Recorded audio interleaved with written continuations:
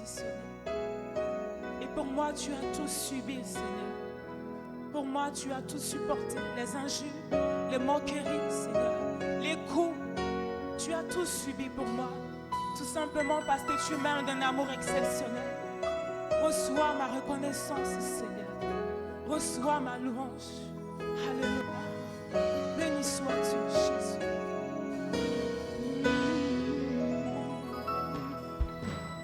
Que n'as-tu pas fait pour moi? Que n'as-tu pas fait pour moi? Tu as tout subi pour moi. Que n'as-tu pas fait pour moi?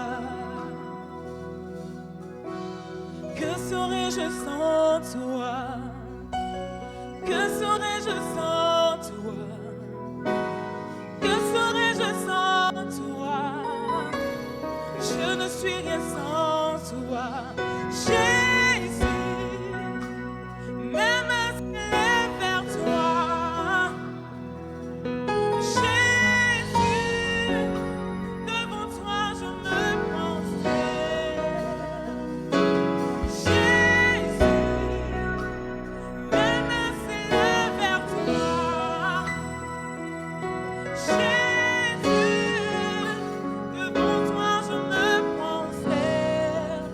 Que n'as-tu pas fait?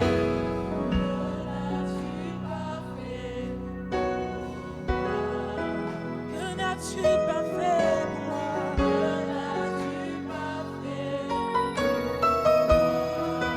Moi, tu as tout subi. Tu as été moqué, flagellé pour moi, Seigneur. Que n'as-tu pas fait pour moi? Que n'as-tu pas fait pour moi, Seigneur? Tu as laissé ton trône et ta gloire. Tu es descendu pour moi, Seigneur. Tu as tout subi.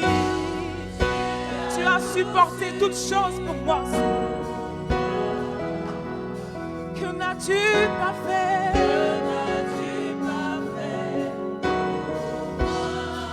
Que serais-je sans toi? Que serais-je? Que serais-je? Je ne suis rien. Que serais-je sans toi? Que ferais-je sans toi? Où serais-je sans toi? Je ne suis rien. Jésus, mes mains s'élèvent. Jésus, puis devant toi je me prosterne. Jésus, mes mains s'élèvent vers toi. Jésus, devant toi je me prosterne. Jésus, Jésus, Jésus, mes mains s'élèvent vers toi. Jésus, puis devant toi je me prosterne. Oh Jésus,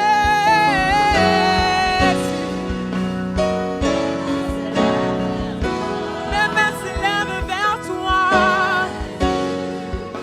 Devant toi je me prosterne. Que ferais-je sans toi? Que serais-je sans toi? Où serais-je sans toi? Je ne suis rien sans toi.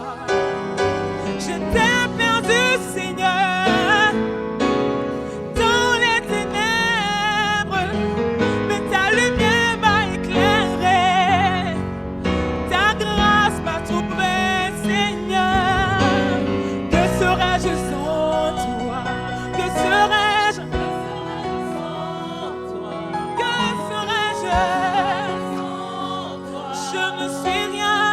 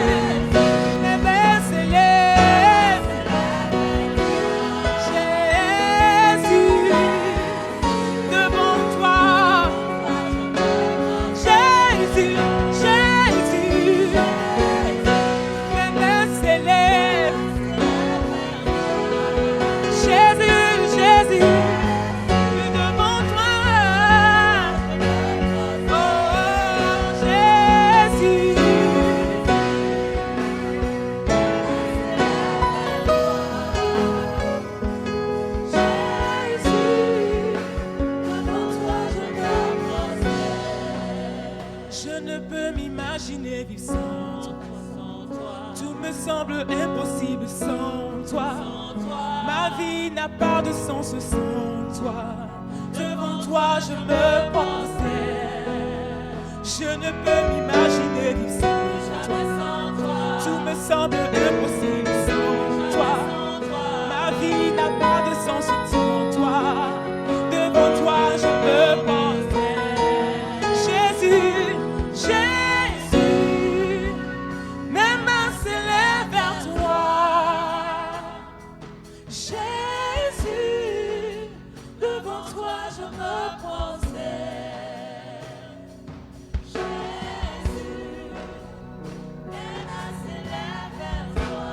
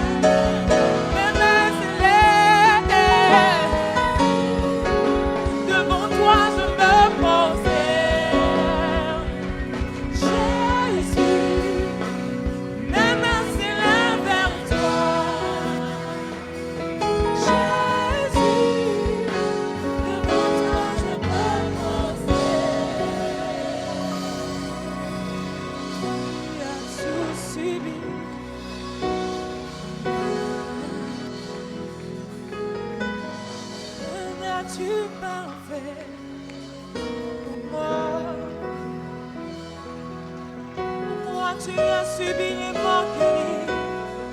Pour moi ton corps a été flagellé. Pour moi on t'a craché dessus. Tu as tout subi. Pourquoi? Que n'as-tu pas fait? Que n'as-tu pas fait? Que n'as-tu pas fait pour moi? Alléluia. Gloire à toi, Seigneur. Tu as tout subi pour moi, Seigneur. Tu as tout subi pour moi, Seigneur. Tu as tout subi pour moi, Seigneur. Tu étais semblable à une brebis qu'on emmène à la boucherie. Tu n'as pas ouvert la bouche. Non, tu n'as pas ouvert la bouche. Tu as tout subi pour moi. Oh Jésus, Jésus, Jésus. Alléluia. Si comme moi tu reconnais que Jésus a tout subi pour toi et que sans lui tu n'es rien, je voudrais qu'avec tes propres mots tu lui dises encore combien il t'est précieux, combien tu l'aimes, combien tu reconnais que sans lui, tu ne serais pas là où tu es aujourd'hui. Que sans lui, peut-être même que tu ne serais pas en vie. Élève la voix et reconnais cela. Oui, Seigneur Jésus, sans toi, j'étais perdu. Sans toi, à cette heure, j'étais morte. Mais tu m'as sorti des ténèbres. Tu m'as ressuscité. Tu m'as restauré. Tu m'as redonné la vie et la vie abondante. Que serais-je sans toi, Seigneur Jésus? Que ferais-je sans toi, Seigneur? Alléluia. Je ne suis rien sans toi. Je ne peux rien sans toi. Ma vie n'a pas de sens sans toi, Seigneur Jésus. C'est pourquoi j'élève les mains ce matin pour te célébrer, pour t'adorer, pour t'élever, pour magnifier ton nom, pour te dire, Seigneur, combien je t'aime. Que serais-je sans toi? Que ferais-je sans toi? Où serais-je sans toi? Je ne suis rien sans toi. Que serais-je sans toi? Que serais-je sans toi? Où serais-je sans toi? Je ne suis rien sans toi. Que serais-je sans toi? Que serais-je sans toi? Que serais-je sans toi? Je ne suis rien sans toi.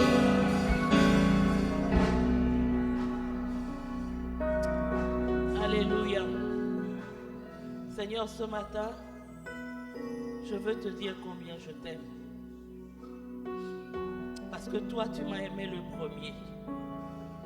Tu m'as aimé alors que je ne le méritais pas. Alors qu'il n'y avait en moi rien d'aimable. Mais tu as donné ta vie à la croix pour moi. Tu as donné ta vie afin que moi j'aie la vie. Ce matin, je veux te dire combien je t'aime. Et cet amour, si fort qu'il soit, n'est rien à côté de ton amour pour moi.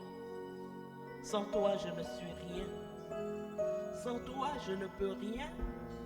Sans toi, ma vie n'a pas de sens. C'est toi qui donnes du sens à ma vie. C'est toi qui donnes du goût à ma vie. C'est toi qui mets de la joie dans ma vie. Merci d'être mon Seigneur, d'être l'amoureux de mon âme, d'être celui qui m'a cherché, qui m'a trouvé, d'être celui qui s'occupe de moi comme personne d'autre ne peut le faire. Ce matin, mon âme te bénit, mon âme te loue. Au nom puissant de Jésus, j'ai prié. Amen. Amen. Vous pouvez vous asseoir. Alléluia. Gloire à toi, Jésus. Sois béni, sois glorifié, Seigneur. Amen. Je suis très heureuse de me tenir devant vous ce matin pour partager la parole du Seigneur avec vous. Cette parole qui est la nourriture de notre âme, qui nous donne la force nécessaire de continuer à marcher avec le Seigneur. La parole que le Seigneur m'a mise à cœur de partager avec vous ce matin a pour thème « Fais de nous des ouvriers dans ta moisson ». Depuis le 1er janvier, notre église est devenue l'église des moissonneurs et nous devons donc nous aussi devenir des moissonneurs. Et pour cela, nous avons besoin que le Seigneur nous établisse comme des moissonneurs. Parce que devenir moissonneur, ce n'est pas comme on cherche des ouvriers et puis on passe une annonce et il y a des gens qui viennent et on fait des entretiens de recrutement. La parole de Dieu nous instruit pour dire qu'il faut que nous prions le maître de la moisson afin qu'il envoie des ouvriers dans sa moisson. Mais ce matin, je ne veux pas que tu pries le maître de la moisson afin qu'il envoie des ouvriers dans sa moisson.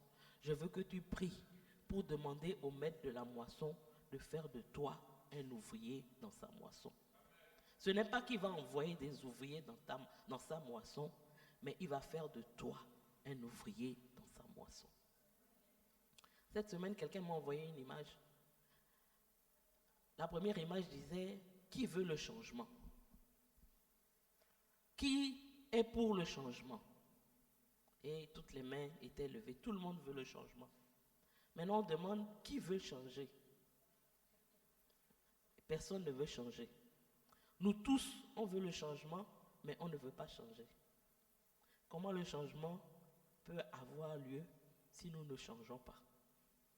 On a certes changé de nom, mais si nous ne changeons pas, on aura simplement changé de nom, mais il n'y aura rien d'autre qui va changer dans notre manière de venir à l'église, de vivre notre foi, de marcher. Et pourtant, le Seigneur ne veut pas simplement changer notre nom. Il veut changer notre manière de vivre notre foi, de marcher dans ce monde. Et ma prière, c'est qu'après avoir entendu ce message, chacun d'entre nous ait vraiment le désir de changer. Notre cathédrale s'appelle la cathédrale de la transformation. On n'y est pas transformé une fois pour toutes. On y est transformé à chaque fois qu'on y vient. Parce qu'avec le Seigneur, notre transformation ne se fait pas une fois pour toutes. C'est un processus qui dure toute la vie. Et tu avances de plus en plus. Et à chaque fois, tu es transformé. Et c'est cette transformation qui va te permettre d'impacter le monde et tout ce qui se trouve autour de toi. Le texte de base se trouve dans Néhémie, que nous allons lire en premier. Néhémie chapitre 8, nous allons commencer au verset 1. Je voudrais qu'on puisse, c'est un peu long, mais je voudrais qu'on puisse le lire, nous tenir debout et le lire, tout le passage. Ça va du verset 1 jusqu'au verset, je crois, 17 ou 18, je ne sais plus trop. Néhémie chapitre 1. Pardon, chapitre 8. Néhémie chapitre 8, à partir du verset 1. Alléluia. Amen. Lisons la parole du Seigneur. Alors tout le peuple s'assembla comme un seul homme sur la place qui est devant la porte des eaux. Ils disent à Esdras, le scribe, d'apporter le livre de la loi de Moïse, prescrite par l'Éternel à Israël. Et le sacrificateur Esdras apporta la loi devant l'assemblée, composée d'hommes et de femmes, et tous ceux qui étaient capables de l'entendre. C'était le premier jour du 7e mois. Esdras lut dans le livre depuis le matin jusqu'au milieu du jour, sur la place qui est devant la porte des eaux, en présence des hommes et des femmes et de ceux qui étaient capables de l'entendre. Tout le peuple fut attentif à la lecture du livre de la loi. Verset 4. Esdras, le scribe, était placé sur une estrade de bois dressée à cette occasion. Auprès de lui, à sa droite, se tenaient Matithia, Shema, Anaja, Uri, Ilkija et Maaseja, et à sa gauche, Pédaja, Mishkaël, Malkija, Hashum, Ashdastana, Zachari et Meshullam. Esdras ouvrit le livre à la vue de tout le peuple, car il était élevé au-dessus de tout le peuple. Et lorsqu'il l'eut ouvert, tout le peuple se tint en place. Esdras bénit l'Éternel, le grand Dieu, et tout le peuple répondit en levant les mains, Amen, Amen. Et ils s'inclinèrent et se prosternèrent devant l'Éternel, le visage contre terre. Verset 7. Josué, Bani, Shebia, Jamin, Akub, Shabetai, Isha, Maaseja, Kelita, Azaria, Josabad, Anna, Peleja. Et les Lévites expliquaient la loi au peuple et chacun restait à sa place. Ils lisaient distinctement le livre de la loi et ils en donnaient le sens pour faire comprendre ce qu'ils avaient lu.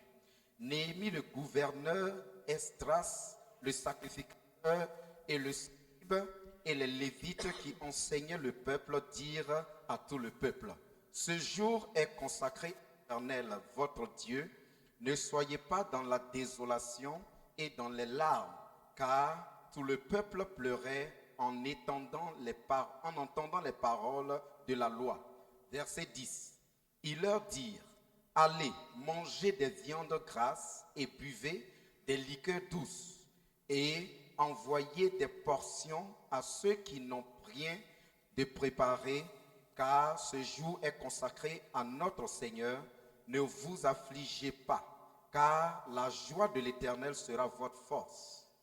Les Lévites calmaient tout le peuple et en disant, taisez-vous, car ce jour est saint, ne vous affligez pas. Et tout le peuple s'en alla pour manger et boire, pour envoyer des portions et pour se livrer à de grandes réjouissances, car ils avaient compris les paroles qu'on leur avait expliquées. Verset 13. Le second jour, les chefs de famille de tout le peuple, les sacrificateurs et les Lévites, s'assemblèrent auprès d'Esdras, le scribe, pour entendre l'explication des paroles de la loi. Et ils trouvèrent écrit dans la loi que l'Éternel avait prescrit par Moïse que les enfants d'Israël devaient habiter sous des tentes pendant la fête du 7e mois et proclamer cette publication dans toutes leurs villes et à Jérusalem. Allez, cherchez à la montagne des rameaux d'olivier, des rameaux d'olivier sauvages, des rameaux de myrte, des rameaux de palmier et des rameaux d'arbres touffus, pour faire des tentes comme il est écrit. Alors le peuple alla chercher des rameaux et ils se firent des tentes sur le toit de leur maison, dans leur cour, dans les parvis de la maison de Dieu, sur la place de la porte des eaux et sur la place de la porte d'Éphraïm. Verset 17. Toute l'assemblée de ceux qui étaient revenus de la captivité fit des tentes et ils habitèrent sous ces tentes depuis le temps de Josué, fils de Nun, jusqu'à ce jour. Les enfants d'Israël n'avaient rien fait de pareil et il y eut de très grandes réjouissances. 18. Oui. On lut dans le livre de la loi de Dieu chaque jour, depuis le premier jour jusqu'au dernier. On célébra la fête pendant 7 jours et il y eut une assemblée solennelle le 8e jour, comme cela est ordonné. Amen. Amen. Que le Seigneur bénisse sa parole. Vous pouvez vous asseoir. Ministre Zobi, tu peux lire également le Matthieu 9, versets 37-38 pour moi.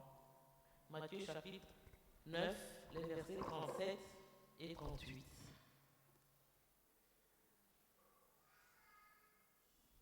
Matthieu chapitre 9, verset 37.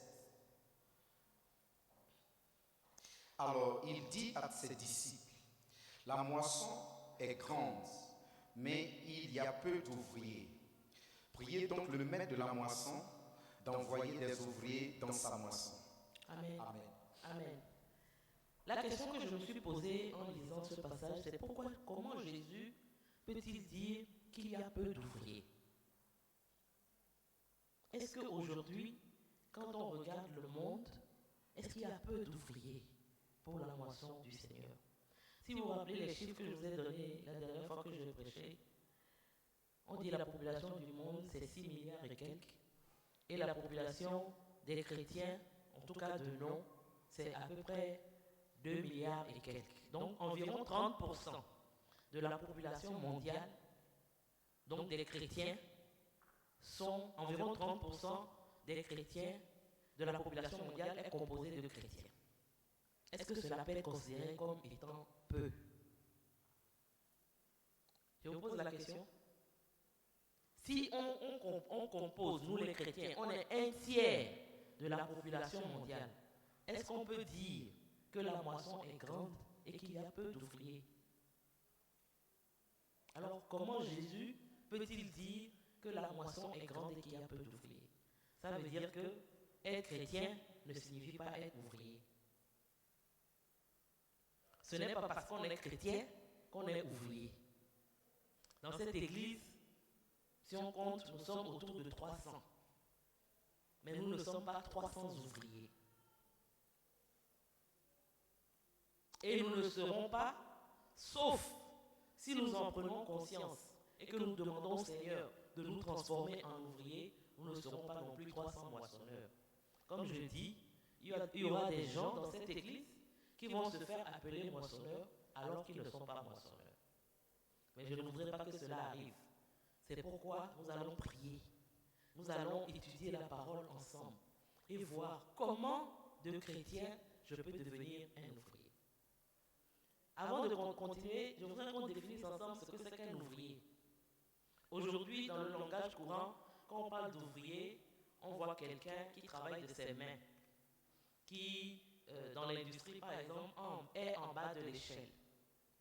Mais dans le sens littéraire du mot ouvrier en français, l'ouvrier, c'est un artisan, c'est un artiste, c'est quelqu'un qui produit des œuvres. Tu es ouvrier parce que tu es auteur d'œuvres. Tu es producteur d'œuvres. Donc celui qui est ouvrier dans la maison du Seigneur, c'est celui qui produit des œuvres dans la maison du Seigneur. La question que je te pose ce matin, la question que je me pose ce matin, quelles sont les œuvres que je produis qui peuvent me qualifier pour être ouvrier? Qu'est-ce que je fais? Parce que la caractéristique de l'ouvrier, j'ai dit, c'est un artiste, c'est un artisan. Ce qu'un artiste fait le distingue. Ce qu'un artiste fait, ce qu'un artisan fait le distingue. Ce n'est pas des œuvres quelconques, ce n'est pas des œuvres habituelles, mais c'est des œuvres qui sortent de l'ordinaire, qui font que on va s'intéresser à cet ouvrier parce qu'il a produit quelque chose de spécial. Et je suis convaincu que ce que le Seigneur cherche en cette saison, c'est des ouvriers. Il faut que nous nous enlevions de la tête que être ouvrier dans le royaume de Dieu, c'est être missionnaire. Ça, c'est une infime partie des ouvriers. C'est être pasteur. C'est avoir une responsabilité dans l'Église. C'est parce qu'on a cette conception-là que Jésus peut dire qu'il y a peu d'ouvriers. Mais toute l'Église est appelée.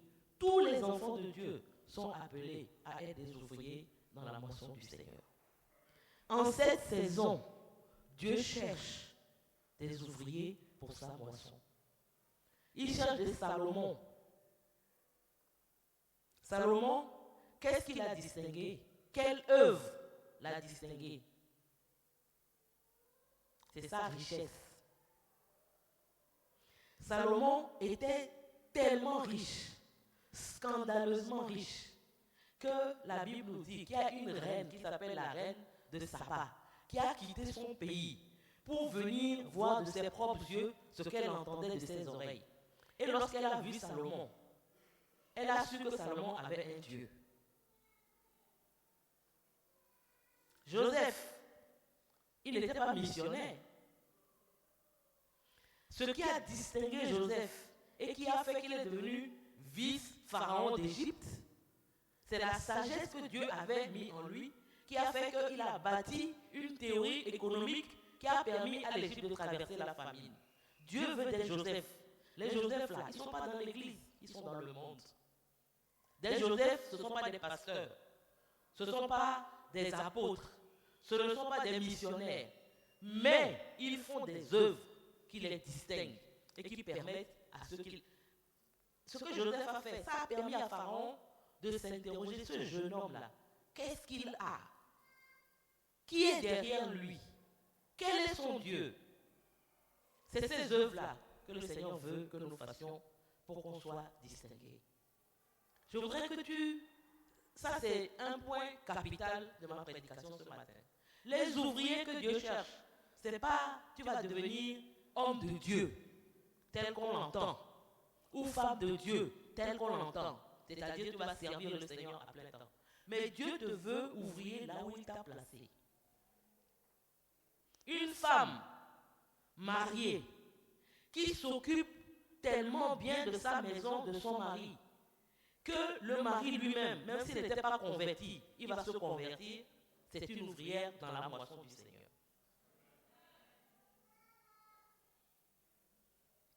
Un travailleur quelconque, il peut être caissier, je travaille dans une banque, donc c'est ce qui me vient tout de suite à l'esprit, il peut être caissier, il peut être vendeur, vendeuse dans une boutique. Quand tu rentres dans sa boutique, la manière dont elle t'accueille, ou bien la manière dont il s'occupe de toi, va faire que tu vas dire, bon, cette fille ou ce garçon-là, il y a quelque chose en lui que je veux comprendre. Pourquoi il est comme ça? Qu'est-ce qu'il a qui le distingue autant des autres? Ce sont ces genres d'ouvriers que le Seigneur cherche. Ce n'est pas dire ce qu'on imagine. Moi, je ne suis pas qualifié pour être un ouvrier parce que je n'ai pas fait des études longues, je ne suis pas allé à l'école biblique, donc je ne peux pas être ouvrier. Bon, je suis marié, donc je ne peux pas être missionnaire. J'ai ma vie ici. Ce n'est pas ces ouvriers-là que le Seigneur cherche. Parce qu'effectivement, si le Seigneur ne comptait que ces ouvriers-là, on pourrait dire que la moisson est grande, mais il y a peu d'ouvriers. Les ouvriers que Dieu cherche, c'est des hommes et des femmes qui, là où il les a placés, font des œuvres qui amènent leur entourage à s'interroger sur ce qu'ils sont et comment ils font. Tu travailles dans une entreprise. Ta manière de travailler, ta manière d'apporter des solutions à cette entreprise, c'est ça qui va faire que cette œuvre-là va attirer les regards de ceux que tu penses que tu ne peux pas toucher. Ils vont s'intéresser à toi. Et quand ils vont te poser la question, comment tu fais? Tu vas dire, c'est Jésus. Les moissonneurs, les ouvriers que Dieu cherche, ce n'est pas seulement des gens qui vont aller frapper à la porte pour faire l'évangélisation porte à porte. Parce que ça c'est limite. Les croisades que l'Église peut faire, et puis tu vas prendre une semaine pour y participer, ça c'est limite. Un samedi pour y participer, ça c'est limite. Mais le Seigneur veut que tu sois son ouvrier toute la semaine, là où il t'a placé, afin que, parce que tu es son enfant, et que tu as la tête, et que tes œuvres sont remarquables, tu vas attirer les gens vers toi. Dans ce passage que nous avons lu, qu'est-ce que Jésus, au verset 36, qu'est-ce que Jésus a dit à ses disciples? Il lui a dit, la foule qui était là était languissante. Là où toi et moi, où les disciples, on voit la foule, Jésus lui voit la moisson. Là où nous, on voit des hommes bien sapés, avec de grosses bagnoles, de belles voitures, Jésus lui voit des hommes qui, une fois qu'ils ont enlevé leurs vestes, une fois qu'ils sont rentrés dans leur chambre, pleurent toute la nuit parce qu'ils sont tourmentés par quelque chose, ils-mêmes ne savent pas pourquoi. Ces hommes et ces femmes n'ont pas besoin d'argent, donc l'Église n'a pas besoin de leur prêcher l'argent, ils ont l'argent. Mais ils n'ont pas la paix parce qu'ils n'ont pas Jésus. Et toi, en tant qu'ouvrier du Seigneur dans sa moisson, tu peux leur apporter quelque chose. Tu n'as même pas besoin de courir derrière eux pour dire à chef, patron, mon église fait une soirée. En tout cas, il y aura un grand chant, il faut venir. C'est lui-même qui va courir pour venir vers toi pour dire, depuis que je t'observe là, je ne comprends pas. Tu fais des choses, je ne comprends pas. Quel est ton secret? Et tu vas lui dire, mon secret, c'est Jésus. Est-ce que tu veux être ce genre d'ouvrier pour le Seigneur? Ce n'est pas seulement faire des miracles. Simplement, ta manière de vivre, d'être, est déjà une évangélisation, est déjà un témoignage. Parce qu'aujourd'hui, qu'est-ce qui se passe? Souvent, nous invitons les gens. Ce n'est pas faute de leur parler de Jésus. Ce n'est pas faute de témoigner. Mais quand tu témoignes, ils ne voient pas ce qu'il y a dans ton témoignage là qui va les attirer à Jésus. Parce que quand ils sont anxieux, toi aussi tu es anxieux. Il y a Corona qui fatigue, toi aussi ça te fatigue. Ils ont des problèmes d'argent en janvier, toi aussi tu as des problèmes d'argent en janvier. Tout le monde est pareil. Qu'est-ce que tu vas m'apporter? Tu es comme moi. Ton Jésus va m'apporter quoi? Le Seigneur veut que nous soyons à la tête. Pas simplement pour dire je suis à la tête et non à la queue. Le Seigneur veut que nous soyons à la tête pour qu'il se révèle au travers de nous. Et que le monde voit. Et que le monde soit attiré vers lui au travers de ce qu'il a fait de nous. Et comme je le dis, c'est chacun là où il est. Le changement doit commencer par chacun d'entre nous. Si tu es balayeur là, il faut que tu sois un balayeur tel que quand tu balayes là, on va venir te demander, mon frère, quel est ton secret pour balayer? Et puis tu vas dire, c'est Jésus. J'ai vu ce matin les changements au niveau de l'affichage, tout ce qu'on fait. C'est très joli, c'est bon, mais il faut améliorer. J'ai vu offrande avec eux. C'est pas possible. Oui, permettez-moi de vous le dire.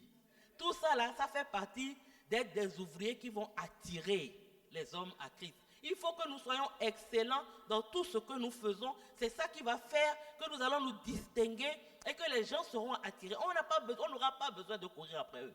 Moi, en tout cas, je suis convaincu que si je suis dans la position où le Seigneur me veut, je n'ai pas besoin samedi de prendre ma Bible pour me promener dans un gré pour que quelqu'un vienne à l'église.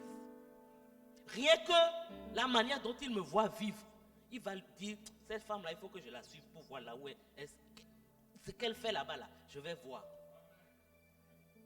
Il y a certains parmi nous, on a des amis. Si aujourd'hui, ils te voient, toi qui l'as connu à l'école, bagarreur, il n'y a pas un palabre qu'on faisait à l'école sans que toi tu sois impliqué dedans. Et puis aujourd'hui, ils te retrouvent calme, posé. Et puis ils te demandent, mon frère, c'est toi. Ah, il te dit le nom dont on t'appelait quand on était au collège là. Il dit, c'est vraiment toi. Tu dis, oui, c'est moi. Qu'est-ce qui s'est passé? Jésus.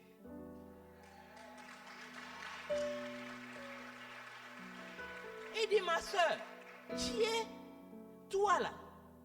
Toi que je voyais. Toutes les booms, toutes les bêtises, en tout cas, tout ce qui s'est passé à l'école, c'est toi, ton nom était, c'est toi qui es devenu comme ça. Qu'est-ce qui s'est passé? Jésus. Vous pensez que ça ne va pas attirer quelqu'un à Christ? C'est ces ouvriers-là que le Seigneur cherche. C'est ces ouvriers-là que le Seigneur veut dans sa moisson. La Bible dit que nous sommes la lumière du monde. Et qu'une lumière, on ne l'allume pas pour la cacher, mais on la met en évidence. Que ta lumière brille. Et c'est cette lumière-là qui va attirer les hommes, d'abord à toi, et au travers de toi à Jésus. Les chrétiens médiocres là, c'est fini. Nous ne voulons pas la gloire pour nous-mêmes, mais nous voulons que nos vies reflètent la gloire de Dieu que nous servons. Nous ne sommes pas des marabouts ou des féticheurs ou des multiplicateurs d'argent que tu vas trouver dans un coin sale et puis il te dit que lui va te faire quelque chose qui va faire que tu vas devenir riche. Pourquoi il ne fait pas pour lui-même? Il va te dire non, ça ne marche pas sur moi, mais ça va marcher sur toi et puis tu le crois. Non. Avec les enfants de Dieu, c'est toi qui es la vitrine de Dieu. C'est toi, si Dieu veut montrer qu'il est le Dieu qui donne l'argent là, c'est à toi il va donner l'argent d'abord. Et puis ceux qui veulent l'argent là vont venir à toi pour connaître ton secret. Si Dieu veut montrer qu'il est celui qui guérit, c'est toi qu'il va utiliser comme sa vitrine pour montrer qu'il est le Dieu qui guérit. Ce n'est pas quelqu'un d'autre. Ce n'est pas quelqu'un d'autre. Les ouvriers du Seigneur, c'est ceux qui... Et je suis convaincu que Dieu n'attend que ça.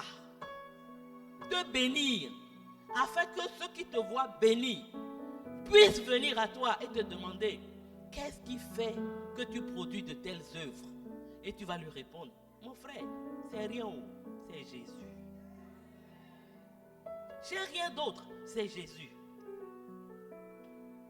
Mes collègues tous les jours au travail me chahutent. Ils disent, de toute façon tu brilles là, est-ce que tu n'as pas un gars quelque part? Je dis, quel gars?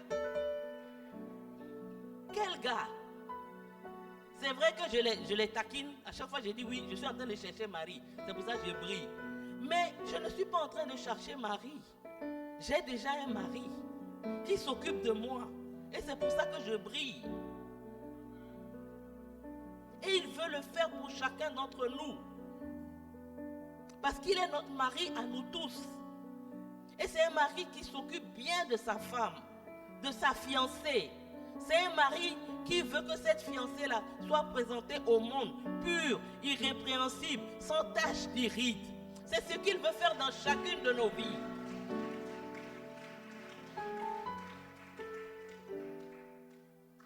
Nos œuvres, parce que nous sommes des ouvriers, doivent attirer les hommes que Dieu a placés autour de nous à lui. Si nous ne le faisons pas, si nous ne sommes pas transformés nous-mêmes, et si nous ne reflétons pas la puissance de transformation de l'évangile que nous prêchons, les hommes ne viendront pas à Christ. En tout cas, ce n'est pas au travers de nous. Tu auras beau prêcher, tu auras beau témoigner, mais si ce que tu es démontre le contraire de ce que tu dis à celui à qui tu prêches, il ne va pas te suivre. Nos œuvres, c'est ça qui va faire que nous aurons de l'influence et de l'impact sur le monde. Aujourd'hui, l'Église a perdu son influence et son impact parce que l'Église ne produit plus des œuvres. L'Église ne travaille plus. L'Église n'est plus la vitrine du Seigneur. L'Église est devenue un club où on s'assemble pour parler de richesse, pour parler de prospérité, pour parler d'élévation, pour parler de succès, où on se jalouse, où on se bat pour les positions, les titres. Ça ne peut pas influencer quelqu'un. Ça ne peut pas attirer quelqu'un. Tu auras beau prier, jeûner, personne ne va venir te suivre à l'église. Parce que ce qu'il voit là, ça ne peut pas l'attirer. Ce qui va l'attirer, c'est la puissance de Dieu manifestée au travers de ta vie, manifestée au travers de ma vie, manifestée au travers de la vie de l'église. Et c'est ce que le Seigneur attend de faire. C'est ce qu'il veut faire. C'est ce qu'il a envie de faire. Pourquoi je vais accepter l'évangile que me présente quelqu'un qui est dans le même état de stress, d'angoisse que moi? Je suis angoissé, je suis tourmenté, je cherche des solutions. Et puis quelqu'un vient me dire, ah, Jésus est la solution.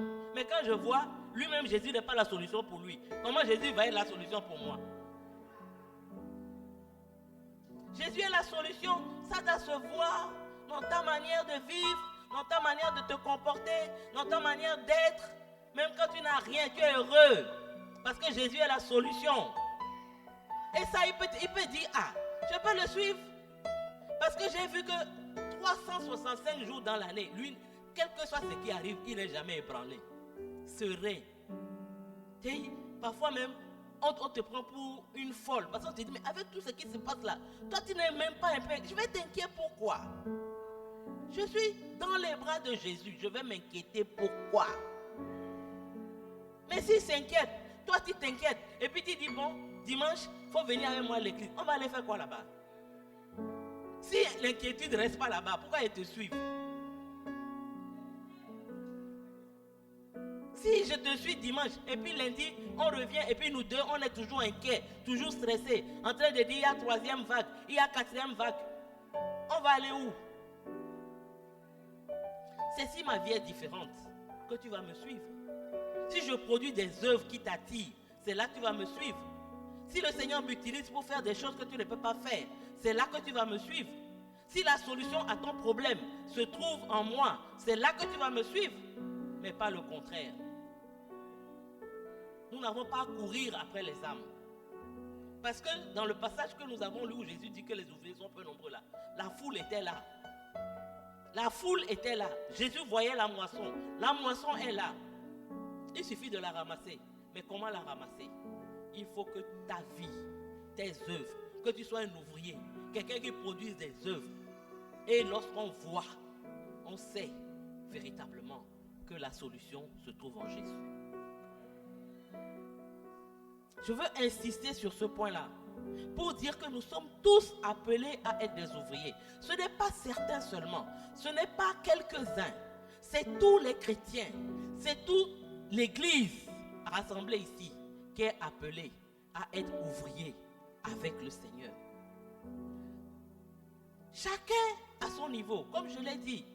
Toi peut-être, la manière simple dont tu vas gagner et ton mari, et ta belle famille, et toute ta famille, c'est la manière dont tu dresses la table de ton mari. Quand ta belle famille voit ça, elle dit non, femme comme ça là, on n'a jamais vu. Elle sort d'où? Qui est derrière elle? Comment elle arrive à faire ça? Dresser la table, hein? Tu dresses, tu prépares. Et puis ton mari mange. C'est sa famille, elle là, ils regardent, ils observent. Ils disent non, cette femme-là, elle a quelque chose qu'on doit chercher. Parfois on pense que c'est des grandes choses. C'est donner un an de sa vie, aller en Inde. Ça peut être ça. Mais chacun à notre niveau, on doit être des ouvriers. Et nos œuvres doivent nous distinguer. Nos œuvres doivent parler pour nous. Nos œuvres doivent attirer les hommes. Et c'est ce que le Seigneur attend de nous. Nous ne serons pas de vrais ouvriers si notre marche avec le Christ n'offre pas la preuve au monde que les promesses de Dieu sont vraies.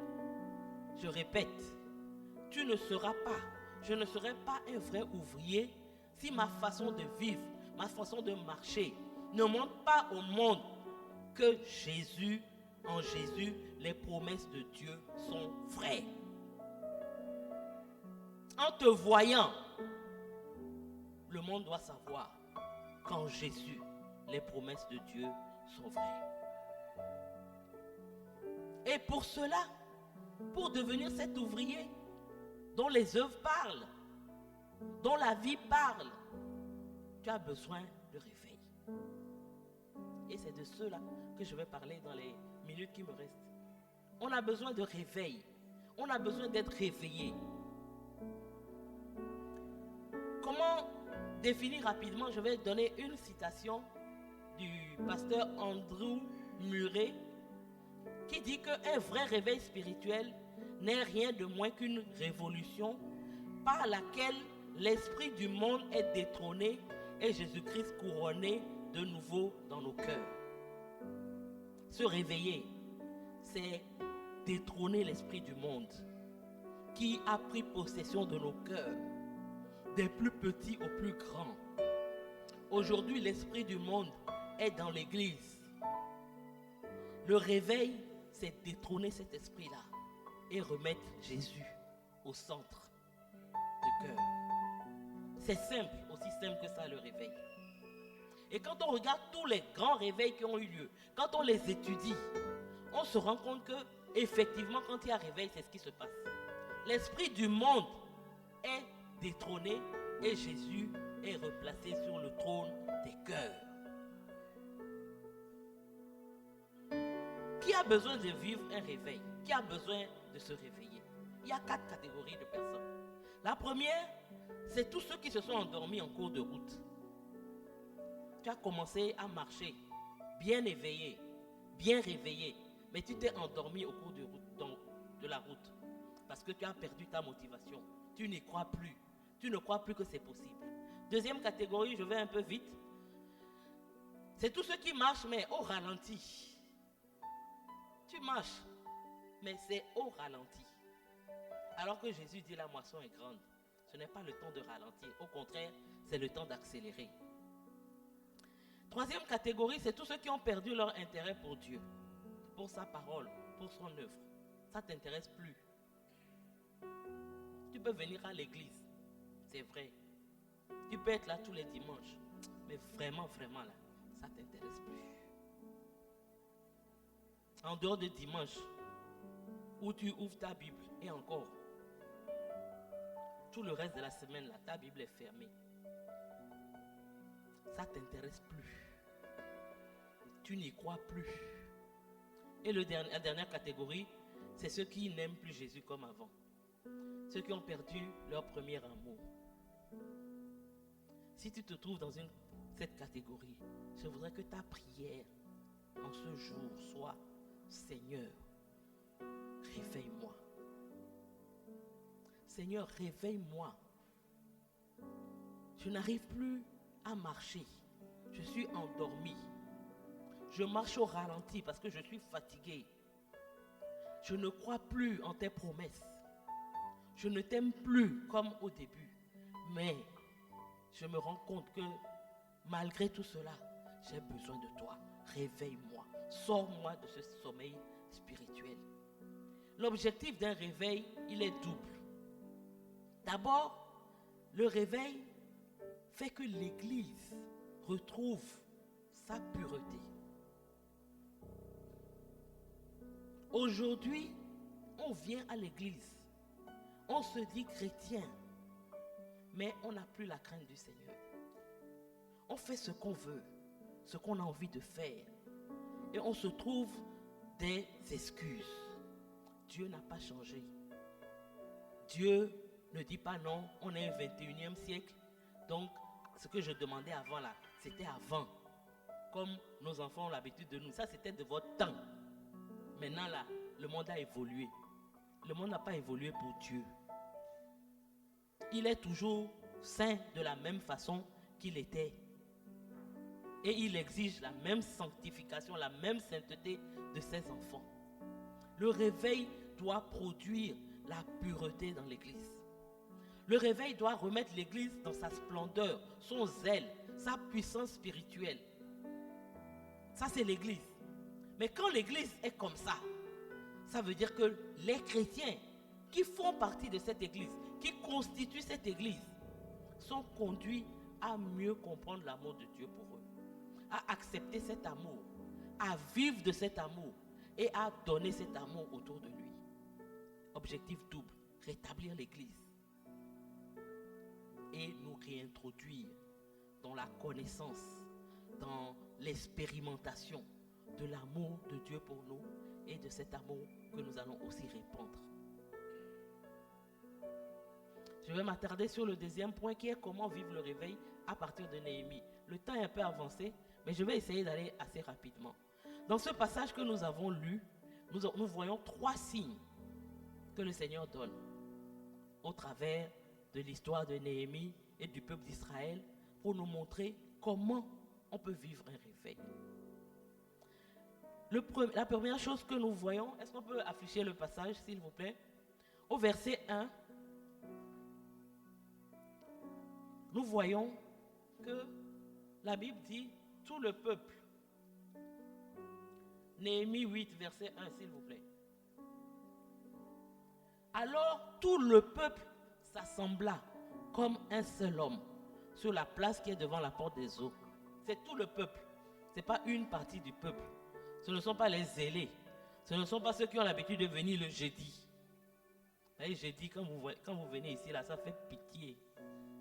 Vraie pitié même. Après les jeudi dernier, alors c'était la catastrophe. Ministre Dobi. Ce n'est pas ceux qui viennent jeudi. Ce n'est pas ceux qui viennent à la veillée vendredi. Mais c'est tout le peuple qui s'assembla comme un seul homme. Si vous lisez, je n'ai pas le temps d'aller lire avec vous, mais si vous êtes intéressé à aller lire, vous allez voir que le même Esdras, quand il était venu revenu avec les exilés, il avait essayé de faire la même chose. Il les avait convoqués pour qu'ils viennent entendre la loi. Mais ils ne sont pas venus. Mais là, la Bible dit que c'est eux-mêmes qui ont pris l'initiative. C'est eux-mêmes qui se sont assemblés. C'est eux-mêmes qui sont venus comme un seul homme. Et là, ils sont venus. Pourquoi? Parce qu'ils avaient soif d'entendre la parole de Dieu. Et Esdras a apporté le livre et la loi de Moïse, qui est la parole de Dieu prescrite par l'Éternel. Nous ne pouvons avoir soif de Dieu sans avoir soif de sa parole. Un des premiers signes du réveil dans la vie d'une personne ou dans la vie d'une église, c'est la soif que cette personne a de la parole de Dieu. Et c'est compréhensible. Parce que imaginez un garçon qui dit à une fille, je t'aime, je t'aime, je t'aime, mais je n'ai pas envie de m'asseoir pour causer avec toi. Je n'ai pas envie de te connaître. Je n'ai pas envie que tu m'écrives des lettres. Et puis, je vais lire, ça va me faire chaud au cœur. Moi, je t'aime, c'est tout. C'est ce que nous faisons avec Dieu. Oui, Seigneur, je t'aime, Seigneur, je t'aime. La personne que tu aimes là, tu n'as pas le temps de t'asseoir pour causer à lui. Tu n'as pas envie de l'écouter. Tu l'aimes comment? Tu n'as pas envie de le connaître. Vous-même, voyez, même quand je ne parle même pas d'amour, je me rappelle, quand on était jeune fille, les amitiés de jeunes filles là, tu l'accompagnes chez elle, elle te raccompagne chez toi, tu l'accompagnes chez elle, tellement vous ne voulez pas vous séparer. Et vous ne racontez rien de bon, mais vous parlez seulement. Toi tu dis tu aimes le Seigneur, et puis tu ne veux pas qu'il te parle. Tu ne veux pas toi-même lui parler, c'est quel amour? La soif de la parole de Dieu, c'est ce que tu dois réclamer ce matin. Seigneur, donne-moi cette soif de ta parole. Soif de ta parole. Et cette soif de la parole doit se retrouver aussi dans l'église. On peut avoir soif de la parole individuellement. Mais la Bible nous dit dans Actes, chapitre 4, verset 32, que la multitude de ceux qui avaient cru n'était qu'un cœur et qu'une âme. Est-ce qu'on est un cœur, une âme ici? Et quand on demande de venir prier, c'est le 10e du cœur et le 100e de l'âme qui se retrouvent pour prier. Est-ce qu'on est un seul cœur? Est-ce une âme? Est-ce qu'on a une seule âme, pardon? Est-ce qu'on a la soif de rencontrer Dieu ensemble? D'abord la soif de le rencontrer dans notre moment de dévotion personnelle, mais aussi la soif de rencontrer Dieu ensemble. Est-ce que quand nous venons les dimanches matins, nous avons soif de la parole de Dieu, soif de le rencontrer dans sa parole? Ou bien nous faisons tellement de choses que quand l'heure de la parole vient, on commence à somnoler. Celle-là même, qu'est-ce qu'elle est en train de raconter même? On ne comprend rien. Elle dit quoi même? La soif de la parole, c'est le signe que tu es en train de te réveiller. Versets 2 et 3. Néhémie 8. Les autres passages, vous n'avez pas besoin de les afficher. Néhémie 8, versets 2 et 3. Rapidement. 2 et 3. 3, oui, 2. Et le sacrificateur Esdras apporta la loi devant l'assemblée, composée d'hommes et de femmes, et de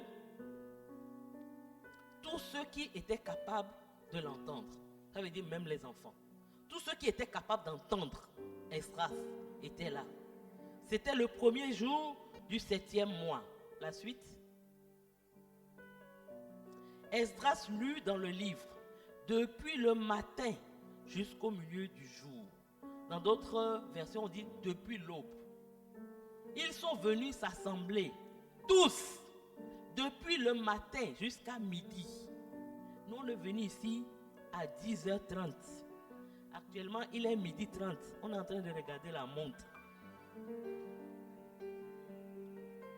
À quel moment on va finir le message? On va faire Sainte Seine, on va faire offrande missionnaire et puis on va partir. Ils sont là depuis l'aube jusqu'au milieu du jour. Les femmes, les hommes, les enfants, tellement ils ont soif de la parole de Dieu. Est-ce que cette soif-là t'habite ce matin? Vous savez, Dieu ne peut pas te donner quelque chose que tu ne demandes pas. Si tu penses que là où tu es bien, tu es arrivé, tout va bien, en tout cas, tu es prêt. Si Jésus vient demain, c'est sûr, toi tu iras au paradis. Il n'y a pas de problème. Pourquoi tu vas demander le réveil? Pourquoi tu vas te fatiguer pour être ouvrier dans la moisson du Seigneur? Tu as besoin d'avoir cette soif. Soif de la parole. Mais vous savez, ce qui explique cette soif, parce que comme je vous l'ai dit, Esdras avait déjà essayé, ça n'avait pas marché. Mais qu'est-ce qui s'est passé? Et puis maintenant, on n'a même pas eu besoin de les convoquer. Comme Dadi le fait. Venez, venez, il y a tel événement. Venez, venez. Il y a un prédicateur de l'extérieur. En tout cas, il ne faut pas, je vais avoir honte. C'est pas ce que Dadi dit ici. C'est-à-dire qu'entre nous-mêmes, il a honte, mais bon, comment il va faire? Il accepte. Mais si c'est devant quelqu'un, hein, on a fait venir à coût de millions, on a payé son billet, on a payé son séjour, et puis il n'y a personne. Ça fait honte. Là, on n'a pas besoin de les convoquer. C'est eux-mêmes. Ils se sont assemblés. Et ils sont restés là de l'aube jusqu'à midi. Personne n'était en train de dire, ah, j'ai soif, j'ai faim, je dois aller faire telle chose. J'ai un programme, quelqu'un m'attend à la maison, j'ai telle chose. Demain, c'est lundi. Je dois retourner au travail, il faut que j'aille me reposer. Personne. Pourquoi? C'est parce que ce peuple qui était assemblé là, c'est le peuple qui était revenu d'exil. Et ils ont vu que les murs de Jérusalem qui avaient été détruits et qui étaient restés détruits pendant plus de 140 ans, Néhémie a reconstruit, conduit par le Seigneur, dans un contexte où il y avait de l'opposition autour de lui. Un jour, il faut qu'on s'asseye et puis on va bien lire le livre de Néhémie, l'analyser. Mais Néhémie a reconstruit ses murailles en 52 jours. C'est ça qui a fait que le peuple s'est dit, waouh, ce Dieu-là, on a besoin de le connaître. Ce Dieu-là, on a besoin de savoir qui il est. Envoyez le livre de la loi, on va lire, on va voir dedans qui il est. Est-ce que tu as cette soif? Tu vas me dire, mais Dieu n'a rien fait. Tu es sûr? Dieu n'a pas fait quelque chose qui t'a ébloui. Dieu n'a pas agi dans ta vie de manière que tu puisses dire aujourd'hui, je veux le connaître davantage. Je veux m'attacher à lui. Même la plus petite chose qu'il a faite dans ta vie, ça doit t'amener à avoir plus soif de lui. Et c'est cette soif-là qui va amener Dieu à se déployer encore davantage. Et lorsqu'il te déploie, tu l'aimes encore, tu as encore soif, et puis il se déploie encore jusqu'à ce que sa gloire te dépasse. C'est à cela que le Seigneur nous appelle. Moi, en tout cas, si le Seigneur n'a rien fait pour toi, pardon. Moi, en 2020, le Seigneur a fait de grandes choses pour moi. C'est pourquoi j'ai soif de le connaître comme jamais auparavant. Cette semaine, j'ai causé avec une de la petite sœur du ministre Guiraud, Cosette. Elle me demandait, ça va, tu vas bien? Parce qu'en juin là, j'ai eu peur. Elle ne m'a jamais dit ça. Hein. J'ai eu peur pour toi. Parce que je voyais l'esprit de mort autour de toi. Moi-même, j'ai oublié. Tu sais, au début, tu es sûr, tu sais que le Seigneur s'est sorti de là, mais après, tu t'es dit, peut-être que j'ai imaginé, peut-être que elle a dit que tu confirmes quelque chose que j'ai reçu clairement. Elle me dit même, elle avait dit à Marie-Jeanne d'aller me sortir de la maison, de m'envoyer quelque part pour qu'on prie pour moi, parce que la mort était en train de rôder autour de moi. Ça, à cause de cela, je ne peux jamais laisser la main du Seigneur. Je ne peux jamais cesser de l'aimer. Parce qu'il m'a montré qu'il est capable de grandes choses. Mais vous savez quoi? Le plus, comment je peux dire, le plus excitant, c'est que je sais que ce que j'ai vu, ce n'est rien à côté de ce qu'il me réserve. Parce que tant que j'aurai soif de lui, il va se révéler. Dieu aime se révéler à ceux qui ont soif. Dieu aime se révéler à ceux qui l'appellent.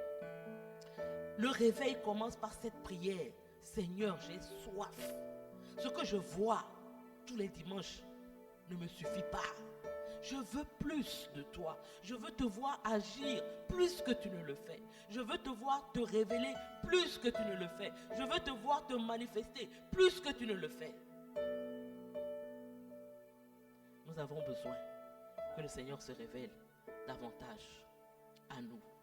Et pour terminer cette première partie qui concerne la nécessité pour connaître le réveil, d'avoir soif de connaître sa parole, les versets 4 à 6 nous disent que le livre de Dieu a été ouvert devant tout le peuple, mais aussi, on dirait, tout l'établissement de Jérusalem. Les scribes, on a cité les noms, plein de noms. C'est pour dire quoi? Tout le monde était là. Mais non seulement la Bible, le livre de la loi, a été ouverte, mais les cœurs étaient ouverts également. La Bible ouverte avec des cœurs fermés, c'est une perte de temps. Et c'est ce que nous expérimentons parfois les dimanches ici. La Bible est ouverte. La parole de Dieu est proclamée. Mais nos cœurs sont fermés et rien ne peut se passer. Il faut qu'en même temps que la Bible est ouverte, nos cœurs s'ouvrent. Parfois le message est dur. Mais c'est ce message dur qui va te faire du bien. C'est ce message dur qui va t'amener à aller de l'avant. Et la fin du passage nous dit que lorsqu'ils ont, après que la Bible a été, le livre de la loi a été ouverte, que leur cœur ait été ouvert, ils ont commencé à adorer le Seigneur. Ils ont commencé d'abord à dire Amen. Souvent quand on prêche, on vous dit, dites Amen. Dis Amen. Ce n'est pas anodin, Amen. Amen, ça veut dire je reçois. Mais je vais marcher sur la base de ce que j'ai reçu. Je vais pratiquer ce que j'ai reçu. Pas Amen pour faire plaisir aux prédicateurs. Moi, je ne vous demande jamais des Amen. Comme on dit, je viens avec mes Amen moi-même. Moi-même, je me dis Amen et puis j'avance. Mais ici, ils ont dit Amen. Et ils se sont inclinés. Et ils se sont prosternés devant l'Éternel, le visage contre terre. Comme pour dire, Seigneur, nous nous soumettons. Ce que nous avons entendu de ta parole, nous voulons le mettre en pratique. Nos cœurs sont ouverts. Nos cœurs ne sont plus fermés. Nos cœurs veulent mettre en œuvre ce que tu as prescrit. Alléluia. Alléluia. Est-ce que ce matin, tu veux ouvrir ton cœur à la parole que le Seigneur te donne? La deuxième chose, donc ils avaient soif de la parole, mais la deuxième chose, ils se sont laissés toucher en profondeur par le Seigneur. Versets 7 à 12. Le verset 7 pour commencer. Josué, etc., on avance. Tous expliquaient la loi au peuple et chacun restait à sa place. Ensuite, ils lisaient distinctement dans le livre de la loi et ils en donnaient le sens pour faire comprendre ce qu'ils avaient lu. Ensuite, Néhémie le gouverneur, Esdras le sacrificateur et le scribe et les Lévites qui enseignaient le peuple dirent à tout le peuple: ce jour est consacré à l'Éternel votre Dieu. Ne soyez pas dans la désolation et dans les larmes, car tout le peuple pleurait en entendant les paroles de la loi. Qui la parole de Dieu fait pleurer encore au 21e siècle? Mais qu'est-ce que tu n'as pas entendu? Quelle prédication tu n'as pas entendue? Tous les stars du monde évangélique, tu les connais. Je ne vais pas citer leur nom. Je ne fais pas partie. Hein? Tous les stars, les grands pasteurs, tu écoutes tout ça sur Internet. Tu connais tous les messages qui parlent du sexe des anges. Tout ça là, tu connais. Mais quel message qui touche encore ton cœur et qui te fait pleurer? Le peuple qui s'est rassemblé, ce qu'ils ont entendu n'était pas extraordinaire. C'était juste la parole de Dieu qu'on lisait et qu'on expliquait, comme je suis en train de faire ce matin. Mais la Bible dit, avance, verset 12. 12. Ouais, là, non, 11, pardon.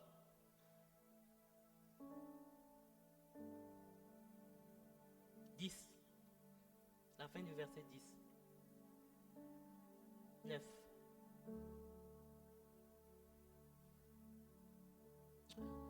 Ce jour consacré à l'Éternel.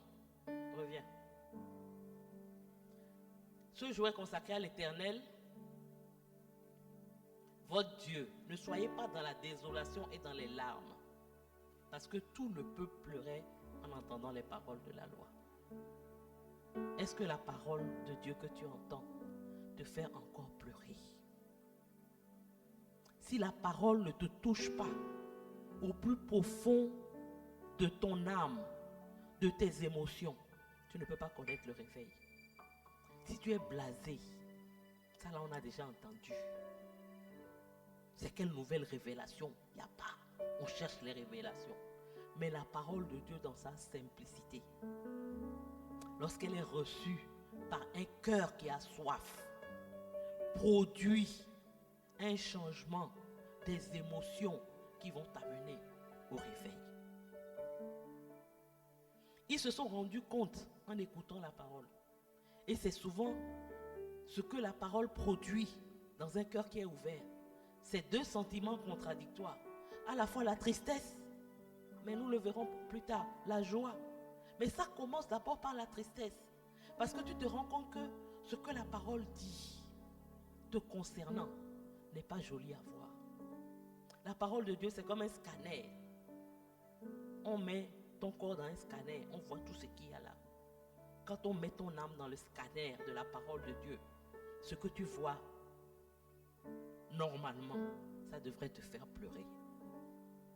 Ça devrait amener un sentiment de tristesse. Parce que tu as pris conscience de ce que tu devais faire que tu n'as pas fait. Tu as pris conscience des choses que tu as ratées. Tu as pris conscience de ton indignité face à la sainteté de Dieu. Tout ce qu'un homme, un être humain normal qui rencontre ce Dieu saint doit faire, c'est ce sentiment d'indignité, de tristesse qui doit l'envahir.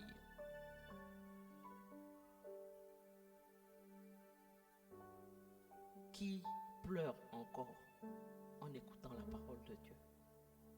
À qui la parole fait encore un tel effet? C'est la question que je vous pose ce matin. Le réveil se produit lorsque, en écoutant la parole, elle produit cet effet sur ton âme, sur tes émotions. Elle te fait comprendre que là où tu es, ce n'est pas la bonne place, que Dieu te veut ailleurs. Elle touche ton cœur au plus profond pour dire ce que je suis en train de faire, ce que je suis en train de vivre, la manière dont je suis en train de réfléchir, la manière dont je suis en train de marcher. Ce n'est pas cela que le Seigneur attend de moi. Mais aujourd'hui, on est blasé. Quel que soit ce qu'on dit sur le péché, sur la sanctification, ça ne nous intéresse pas. On estime que ce sont des prescriptions d'un autre temps. De notre temps, on ne peut pas. De notre temps, on ne peut pas faire ci.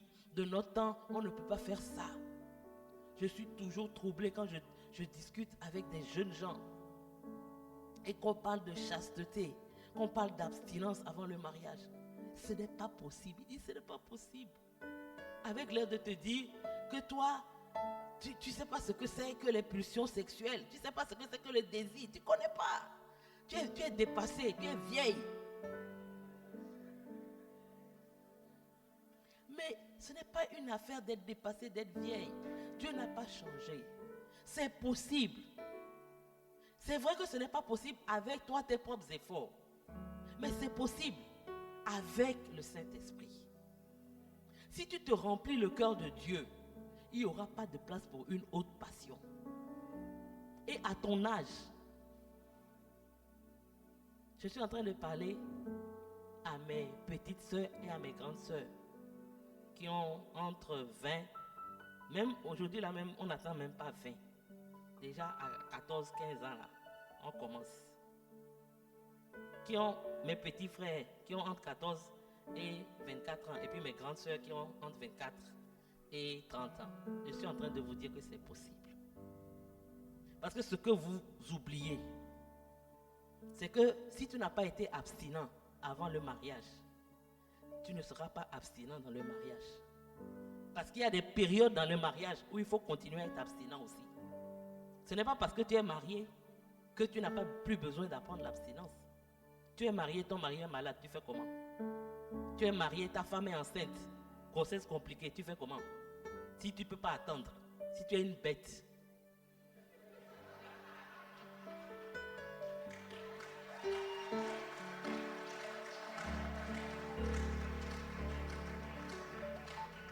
C'est possible.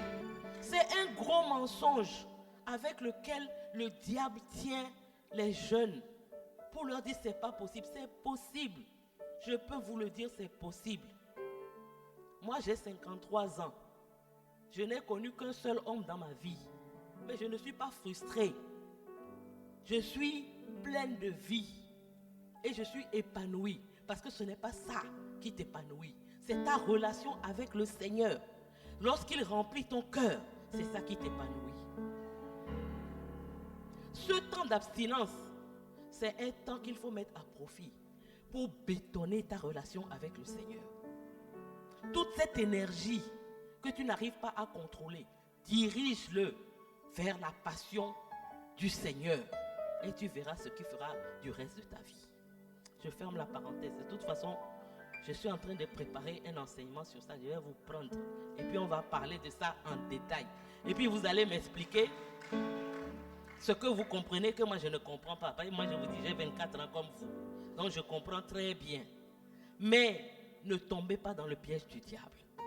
Ne tombez pas dans le piège du diable. Ça c'est un seul piège. Mais c'est comme ça, il vole votre destinée. C'est comme, on dit, le diable est venu pour voler. Il vole, c'est pas ton argent, il vole. C'est les œuvres que Dieu a préparées pour toi, que tu dois accomplir. Au lieu de les accomplir, tu es en train de courir derrière les garçons. Tu es en train de courir derrière la boisson. C'est ça qu'il vole. C'est comme ça qu'il t'égorge. Et c'est comme ça qu'il te détruit. Ne cède pas. Ne le laisse pas faire. Laisse le Seigneur prendre la première place dans ton cœur. Laisse le Seigneur te purifier. Laisse le Seigneur te donner de vivre dans la sanctification. Il peut le faire, à condition que tu lui en donnes l'autorisation, à condition que tu lui en donnes la possibilité. C'est parce que nous ne lui en donnons pas la possibilité ni l'autorisation qu'il n'arrive pas à le faire. C'est parce que tu veux le faire par tes propres moyens. Tu n'y arriveras jamais. Ce n'est pas possible. Mais Dieu, en cette saison, veut nous redonner la vie, veut nous réveiller, veut nous restaurer dans notre dignité d'enfant de Dieu, veut nous restaurer dans les bonnes œuvres qu'il a préparées pour nous. Il veut faire ces choses-là dans nos vies. Mais pour ça, il faut que tu le laisses te toucher en profondeur, pas superficiellement. Parce que parfois, on pleure, mais c'est superficiel. On ne laisse pas le Saint-Esprit aller en profondeur. Pour être réveillé, il faut laisser le Saint-Esprit aller en profondeur.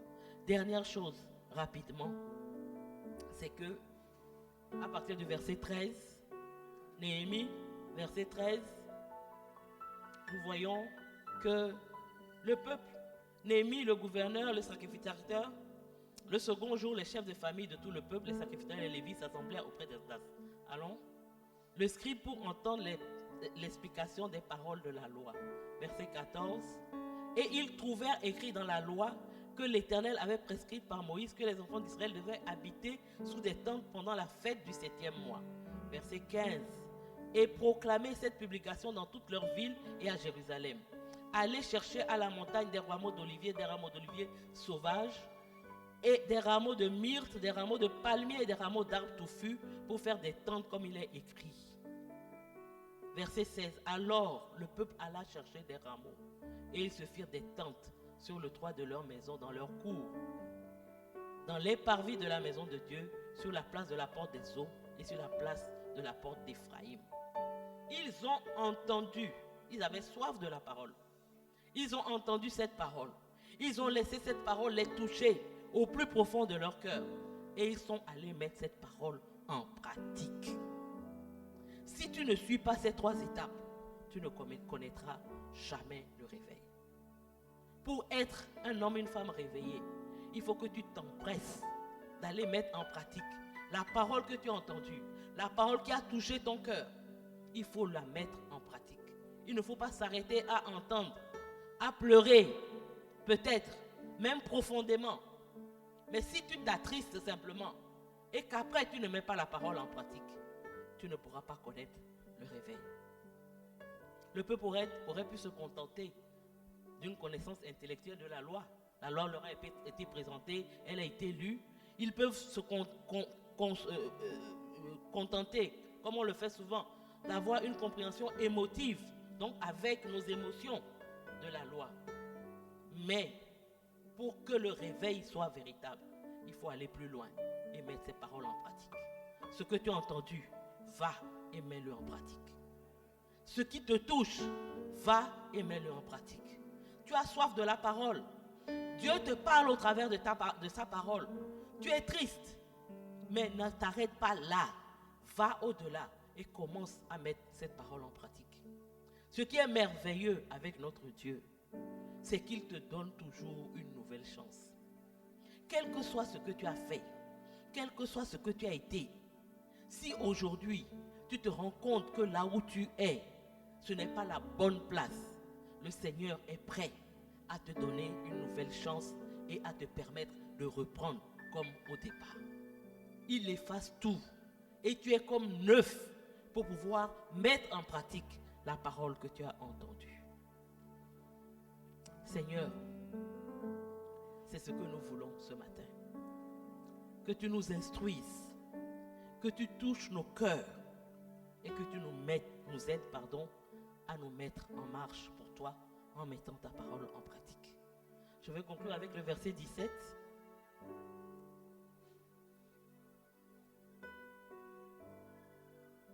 Toute l'assemblée de ceux qui étaient revenus de la captivité fit des tentes et ils habitèrent sous ces tentes depuis le temps de Josué, fils de Nun, jusqu'à ce, verset 18, ce jour, les enfants d'Israël n'avaient rien fait de pareil. Et il y eut de très grandes réjouissances. Vous imaginez? Je ne sais pas, je n'ai pas cherché combien d'années ça faisait. Mais la Bible dit que ce qu'ils ont fait ce jour, en mettant en parole, en pratique la parole de Dieu, en célébrant la fête des tabernacles, c'est quelque chose qu'ils n'avaient plus fait depuis le temps de Josué. Vous imaginez le temps qui a dû s'écouler jusqu'à ils sont partis, ils ont désobéi, ils sont partis en exil, ils sont revenus. Et c'est à ce moment-là seulement qu'ils ont recommencé à pratiquer la parole. Le résultat, c'est quoi? Il y eut de très grandes réjouissances. La tristesse que produit la parole de Dieu dans ton cœur n'est que temporaire. Lorsque tu mets cette parole en pratique, tu te prépares de très grandes réjouissances. C'est cela que le Seigneur veut faire au milieu de nous en cette saison. Parce qu'il veut que nous soyons des ouvriers dont les œuvres attirent les hommes à lui. Il veut nous réveiller. Il veut que nous ayons soif de sa parole. Il veut que nous soyons instruits par ses paroles. Il veut toucher nos cœurs avec ses paroles. Et il veut réformer nos vies avec ses paroles. Nous allons nous tenir debout. Le Seigneur veut te faire vivre, me faire vivre des choses merveilleuses, des choses qui dépassent notre entendement. Vous imaginez la joie du peuple d'Israël. Les murailles sont rebâties et ils ont commencé à remettre en pratique la parole de Dieu dans de grandes réjouissances. C'est à cette joie-là que le Seigneur nous appelle. Parce que le temps de la moisson, c'est vrai, c'est un temps où on travaille, mais c'est un temps de grande réjouissance. Allez, ceux qui ont peut-être vécu au village ou ceux qui lisent, le temps de moisson, c'est un temps de réjouissance. Le Seigneur veut que nous soyons ses ouvriers dans sa moisson et que nous nous réjouissions avec lui de cette moisson qu'il est sur le point de rentrer. Nous allons prier. Et pendant que nous prions, je voudrais qu'on prépare la table de la Sainte Seine en même temps. Parce que je voudrais qu'on vienne à cette table ce matin en ayant écouté la parole de Dieu et en demandant des choses à Dieu par rapport à cette parole qu'on a entendue. Je ne sais pas où tu te trouves ce matin. Dans quelle catégorie de dormant tu te trouves. Je ne sais pas quelle soif tu as. Je ne sais pas comment la parole de Dieu touche ton cœur. Comment tu es prêt à mettre cette parole en pratique. Mais quel que soit ce que tu ressens, ce que tu veux, je voudrais que maintenant tu pries, tu élèves la voix vers le Seigneur. Et ensemble, nous allons venir à la table du Seigneur pour sceller ce que nous aurons demandé au Seigneur. Afin que dans cette église, nous puissions vivre un réveil spirituel authentique. Où nous sommes prêts à être ces hommes et ces femmes qui sont ouvriers dans la maison, dans la moisson du Seigneur. Chacun en fonction de ce que le Seigneur attend de nous et de là où il nous a placés. Seigneur, nous voulons élever la voix, mais surtout élever nos cœurs vers toi ce matin. Ce deuxième dimanche de cette année où ton désir est de faire de nous des moissonneurs. Mais Seigneur, nous ne pouvons pas moissonner si nous-mêmes, nous n'avons pas été moissonnés. C'est pourquoi ce matin, je prie que tu touches nos cœurs. Ta parole est esprit et vie. J'ai fait ma part. Je prie que ton esprit fasse sa part dans nos cœurs. Que cette parole rencontre nos cœurs. Qu'elle ne soit pas une parole libérée sur des cœurs fermés, mais que nos cœurs s'ouvrent, que nos cœurs soient touchés, que nous ayons le désir sincère de réformer nos voies, nos vies et de marcher en nouveauté de vie avec toi. Seigneur, c'est mon désir, c'est ma soif, que nous soyons comme cette communauté de l'église primitive qui n'était qu'un seul cœur, une seule âme et qui n'avait qu'un seul objectif, gagner les perdus. Que tout ce qui se dresse dans nos vies, dans nos cœurs, comme des obstacles pour nous empêcher d'être ces ouvriers que tu veux appeler dans ta moisson, soit détruit, renversé maintenant. Seigneur, je te confie ton peuple. Que ta parole rentre, que ta parole entre au plus profond de leur cœur et que cette parole les amène, Seigneur, à toi et à toi seul. Que tout ce qui occupe encore le trône de notre cœur et qui t'empêche de régner en maître en nous soit détruit et renversé maintenant dans le nom de Jésus.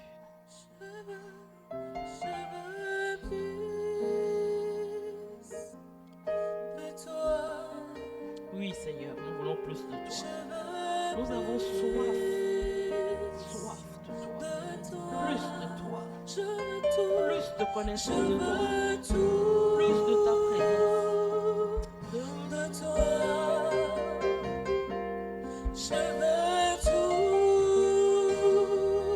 de toi, donne-moi tout, donne-moi tout de toi, Jésus, donne-moi tout de toi, je veux plus de toi, je veux plus de toi, je veux plus de toi, oui je veux plus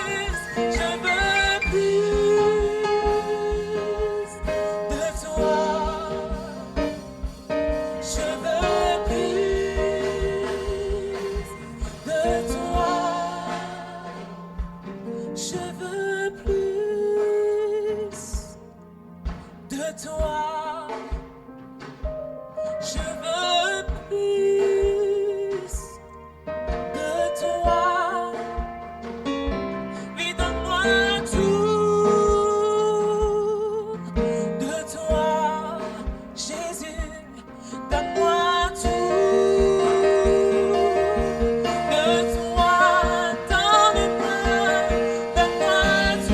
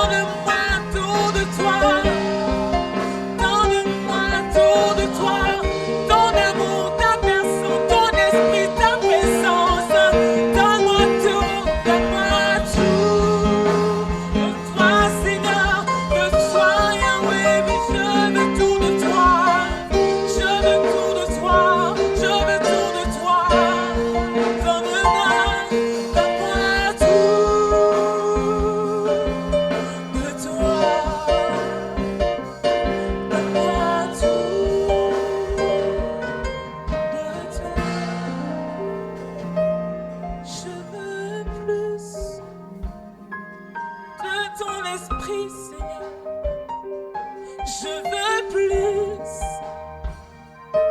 de ta présence, Seigneur. Je veux plus de ta parole, Seigneur. Je veux plus de toi. Je veux plus de toi. Je veux plus de toi. Oui, je veux plus de toi, Seigneur. Plus de toi, Seigneur. Plus de ta volonté, ta ressemblance. Oui, je veux plus de toi, Seigneur. Je veux plus de toi. Alléluia. 1 Corinthiens 11, à partir du verset 23, dit ceci. Car j'ai reçu du Seigneur ce que je vous ai enseigné. C'est que le Seigneur Jésus, dans la nuit où il fut livré, prit du pain. Et après avoir rendu grâce, le rompit et dit, ceci est mon corps qui est rompu pour vous. Faites ceci en mémoire de moi. De même, après avoir soupé, il prit la coupe et dit, cette coupe est la nouvelle alliance en mon sang. Faites ceci en mémoire de moi toutes les fois que vous en boirez. Verset 26. Car toutes les fois que vous mangez ce pain et que vous buvez cette coupe, vous annoncez la mort du Seigneur jusqu'à ce qu'il vienne. C'est pourquoi celui qui mangera le pain ou boira la coupe du Seigneur indignement sera coupable envers le corps et le sang du Seigneur. Que chacun donc s'éprouve soi-même et qu'ainsi il mange du pain et boive de la coupe. Car celui qui mange et boit sans discerner le corps du Seigneur mange et boit un jugement contre lui-même. Seigneur, je voudrais te présenter ce pain qui représente ton corps qui a été brisé pour nous et ce jus de raisin qui représente ton sang qui a été versé pour nous. Je prie, Seigneur, que lorsque nous venons à ta table ce matin, tu nous transformes en un homme, en une femme nouvelle. Nous voulons venir pour recevoir la force, la puissance nécessaire pour marcher dans la sanctification, pour avoir une vie qui t'est dédiée totalement, pour qu'il n'y ait plus aucune autre passion que la passion de toi, l'amour pour toi qui brûle dans nos cœurs. Nous prions ce matin qu'alors que nous venons à ta table, Seigneur, tu fasses mourir dans nos vies toutes les choses anciennes, afin que toutes choses deviennent nouvelles. Que tous ceux qui ce matin, en écoutant ta parole, se sont sentis mal, se sont sentis tristes, indignes, qu'en venant à ta table, tu leur donnes la force de se relever et d'avancer avec toi. Parce que ton sang est là pour nous rendre purs. Ton sang est là pour nous purifier. Son sang est là pour nous laver de toutes nos iniquités. Ton sang est là pour nous permettre de reprendre un nouveau départ avec toi. Je prie ce matin qu'en venant à ta table, tout ce qui était mort en nous, que ce soit physiquement, que ce soit spirituellement, que ce soit émotionnellement, revienne à la vie et à la vie abondante. Je détruis et je renverse tous les mensonges que l'ennemi a érigés dans notre pensée, dans nos façons de vivre, pour nous empêcher de vivre cette vie abondante. Seigneur, toi tu es venu pour nous donner cette vie, et lui il est venu pour nous voler, pour nous détruire et nous égorger. Fais en sorte ce matin que nous déjouions son plan, que nous puissions comprendre que toi seul peux nous donner la vie et la vie en abondance. Bénis tous ceux qui vont participer à ta table ce matin, qu'ils repartent avec la force et que cette force soit leur joie. Que toute la gloire te revienne. Dans le nom de Jésus, j'ai prié. Amen. Amen. Vous allez suivre les instructions des huissiers et venir. Si vous êtes né de nouveau, vous avez votre part à la table du Seigneur. Donc si vous êtes né de nouveau, suivez les instructions, venez prendre le pain, le jus de raisin, retournez à vos places et nous allons le prendre ensemble avec action de grâce. Alléluia, Jésus détient la victoire.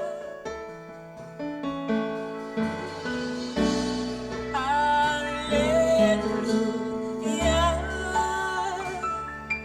il a triomphé pour moi.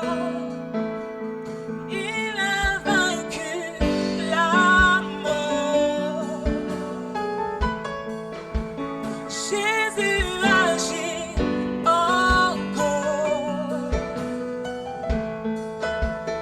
Assis en majesté, le roi est ressuscité.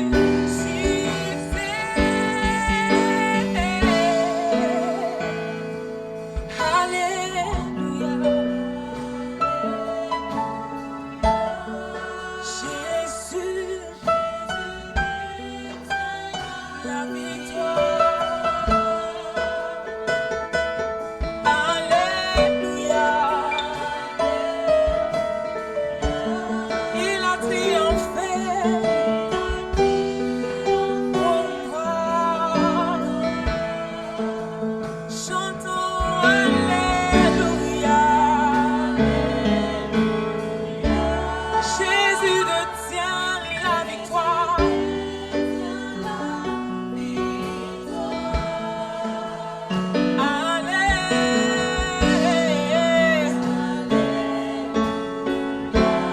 Il a triomphé.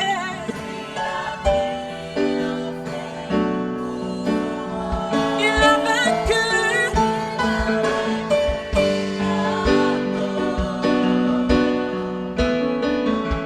Jésus agit encore.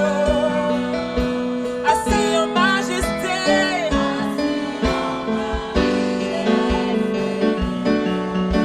Le roi ressuscité.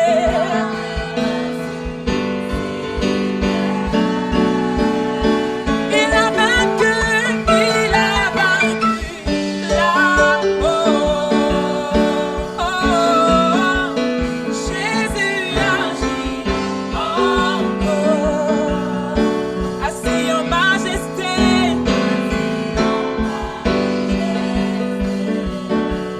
Le roi est ressuscité.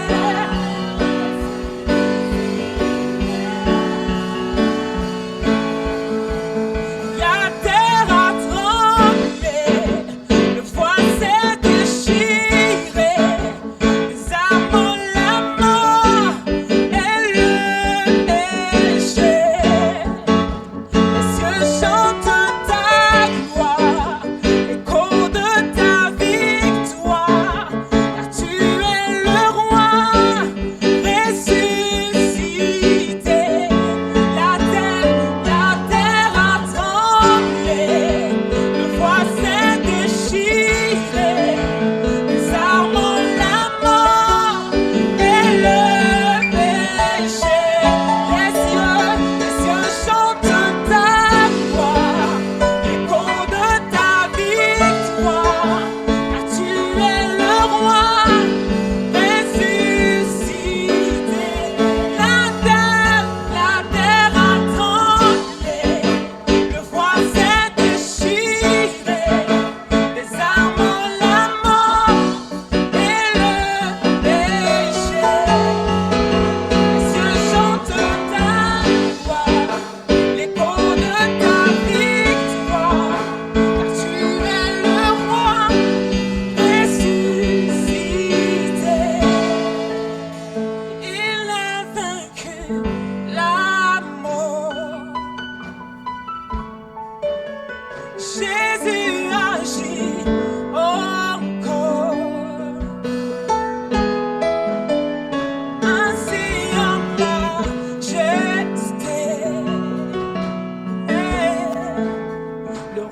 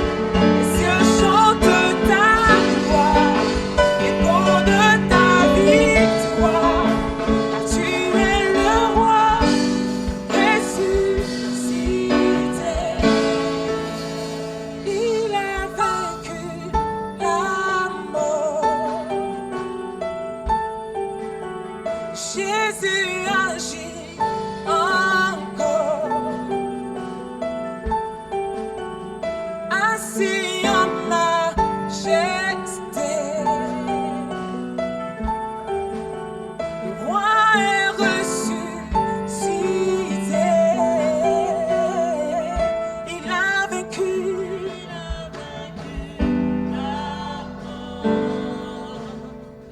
Jésus, Jésus agit encore.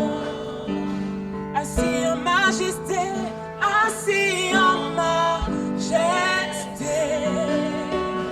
Le roi